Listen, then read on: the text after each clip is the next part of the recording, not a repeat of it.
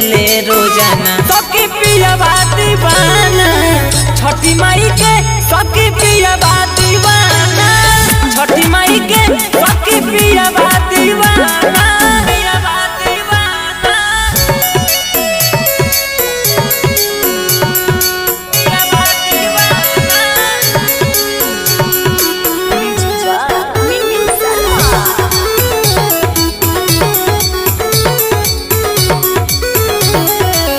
छठी माई से बंधिया लागो, भगवती में उनका बड़े तपागो।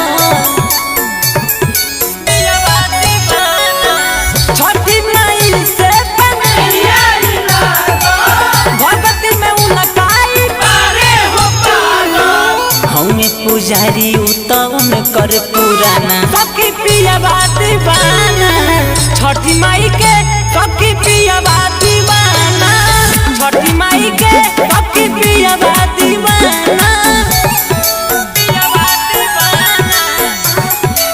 छठी माई के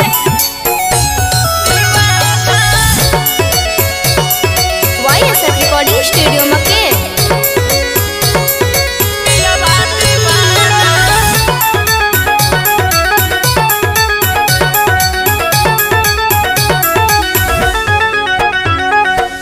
रितेश बलमुआ तो जाई के घाटे, उजल भी